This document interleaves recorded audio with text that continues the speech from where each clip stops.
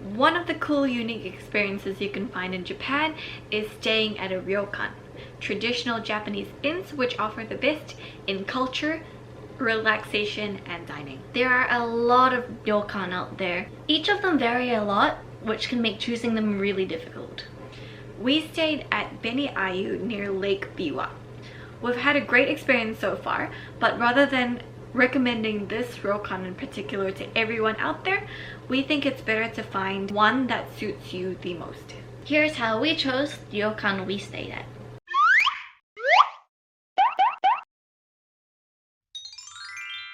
Lists of the top ryokan around the country are great, but they don't suit everyone. There are a lot of factors that contribute to a ryokan experience, and each of them can vary hugely. Each factor also affects the price, which means it's better to choose ryokan which suits what you're looking for exactly and not pay for more experiences than what you're looking for. With hundreds if not thousands of ryokan options around the country, it can be difficult to narrow down the choices. But first we'll discuss the features of your ryokan, which can determine what you want out of it. You can find a lot more detail and information listed in the article, which is down in the description below. But for now, let's get on with the video. The first thing to think about is food. In ryokan, you'll be either served standard Japanese food or multi-course kaiseki, which is very elevated hot cuisine and which can often make the experience a lot more expensive. If you're not that much of a foodie or you're not willing to fork out too much, there are options to exclude dinner entirely. The meals can also either be served in your room or in a dining hall where you'd sit like you would in a restaurant. To be served in your room is often a more expensive experience. Breakfast can either be Japanese style, Western style, or even a buffet breakfast. All of these can affect the price. There are 3 different styles of rooms. A Western style bed is often more like a hotel room. This usually involves a bed rather than Japanese futon. A few modern ryokan might offer these rooms as a cheaper experience or more for tourists who might not be comfortable using futon beds. A Japanese style room uses futons, which are stored away in cupboards and laid out for you after dinner. The rooms often have tatami mats and low-seated tables. Finally, a Japanese Western room uses aspects of both.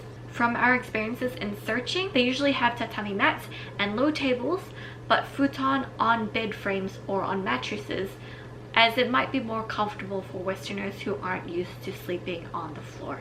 The room sizes vary a lot too. Unlike in hotels, they can often accommodate something between 1 to 6 people for a basic Japanese room, as they can pull out the correct number of futon instead of rearranging beds. Of course, bigger rooms will cost more. An onsen is a bath that uses geothermally heated water. This is one of the reasons why Japanese people go to ryokans. It has a lot of health benefits and is also really good for your skin. If you want a private onsen in your room, it's usually a lot more expensive. If it's semi-open or open-air onsen, then it's even more expensive again. Some ryokan have public onsen, which you can actually reserve for private use. Otherwise, pretty much all ryokan will have public onsen, which will be separated by gender. One of the biggest flaws we found when researching about ryokans, and the top ryokans especially, is that they are in very secluded locations, some of which are far into the mountains. We made sure to book a ryokan that had free shuttle bus pickup from the train station. They tend to be quite difficult to access, and if you're in Japan for a very short amount of time, you don't really want to spend one day or 6 hours traveling to the ryokan and 6 hours traveling back to the city. Since Japan is a really volcanic country, it's pretty easy to search for a ryokan that's accessible to you. Think about where you'll be going and plan your trip around that. For example, we used the JR West Pass going from Fukuoka to Kyoto. So we were able to book a ryokan near Lake Biwa, where train routes are covered by the JR West Pass. This means we're able to maximize the JR West Pass, not spend any extra money on traveling at all, and also only travel 1 hour to and from Kyoto. This is how we personally chose a ryokan. First, we had to figure out what we wanted. So we had 5 criteria. We wanted a Japanese style room with futon instead of Western style beds.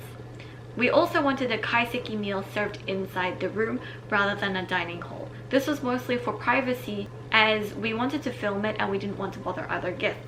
Otherwise, in normal situations, we would have been perfectly fine with dining in a dining hall instead. We wanted a Japanese style breakfast over a Western breakfast or a breakfast buffet. We also wanted a private onsen or a public onsen which we could reserve for private uses, purely also because of filming reasons. And finally, we wanted a room with a view. Initially, we wanted to go with Hakone, right? So we could get a view of Mount Fuji, but a lot of those places are very expensive and also quite difficult to get to. It's usually like an extra, what, one and a half, maybe 2 hours if you're going from Osaka to Tokyo, like off the main line, and then, you know, another 1.5 to 2 hours back. Then we set a budget. After looking around, we figured that about 30,000 yen per person was pretty standard if we wanted all of these criteria to be ticked off. So we decided to go with 30,000 yen per person for one night as our maximum, and anything else we saved afterwards was a bonus. Finally, we had to find the right location. We looked around places we knew we could get to easily, especially on the JR West line, which we had the pass for. We also looked around where we would end up staying, which was near Lake Biwa, as we knew that this would likely be a ryokan which would give us a view of the lake. And that ticked off one of our criteria. The last step is of course booking the room. We found that booking on the ryokan's official Japanese website gave a lot more options, such as upgrading your meal plan, adding extra courses to your meal, and choosing what style of room you wanted. With Beni Ayu as an example, booking.com only gives you 3 options: without any meals, with only breakfast, or with breakfast and dinner. In comparison, the Japanese website had way more options. You could choose around a dozen meal plans. You could choose which room style you wanted, and also whether you wanted to dine in your room or in the public dining hall, as well as ordering extra additions such as flowers or cake depending on anniversaries or special occasions. In some cases, booking well in advance also allows you to get discounts. We used our internet browser translating app to help us choose the plan we wanted and also fill in the fields for reservation. This might not be the most comprehensive guide, but this was at least the information we wished we knew while we were searching for ryokan. And we hope you can use it for your own search as well. As per usual, you can find everything that we mentioned in this video with a lot more detail, including things like which room we booked at Beni Ayu, how we used the Japanese website, and a general guide on how to fill in the reservation fields on our article, which will be linked in the description below.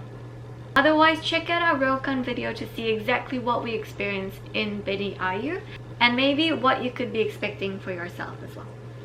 We'll see you next time.